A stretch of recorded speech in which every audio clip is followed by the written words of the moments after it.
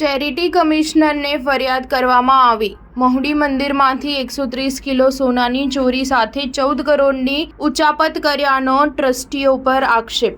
ગાંધીનગરના માણસામાં આવેલી મહુડી મંદિરના ટ્રસ્ટીઓ દ્વારા મંદિરમાંથી 130 કિલો સોનાની ચોરી ઉપરાંત મંદિરના ટ્રસ્ટને મળેલા દાનમાંથી 14 કરોડ ગેરરીતિ કરીને લઈ લીધા હોવાનો જૂના 2 ટ્રસ્ટીઓ પર નવા ટ્રસ્ટીએ આક્ષેપ કર્યા છે। મહુડી સંઘ ટ્રસ્ટ દ્વારા સંચાલિત શ્રી ઘંટાકણ મહાવીર દેવ મંદિરના નવા ટ્રસ્ટી અંકિત મહેતાએ જણાવ્યું હતું કે ટ્રસ્ટના સંઘ સભ્યોની નિમણૂક 4 પરિવારના વડીલો કરે છે, જેમાં મહેતા પરિવારના 2 વડીલ, શાહ પરિવારના 1 વડીલ અને વોરા પરિવારના 1 વડીલને રાખી સંઘ બનાવવામાં આવ્યો છે। 2 નવા ટ્રસ્ટી અંકિત મહેતા અને જયેશ મહેતા દ્વારા જૂના ટ્રસ્ટી પાસે હિસાબ માંગવામાં આવ્યા હતા, પરંતુ કોઈ હિસાબો ન મળતા આ અંગે જૂના ટ્રસ્ટી ભૂપેન્દ્ર વોરા અને તેમના મળતિયાઓ સામે ચેરિટી કમિશનરમાં ફરિયાદ કરવામાં આવી છે, જેમાં 14 કરોડથી વધુની ઉચાપત કર્યાનો આક્ષેપ કરાયો છે। આ મામલે અગાઉ પણ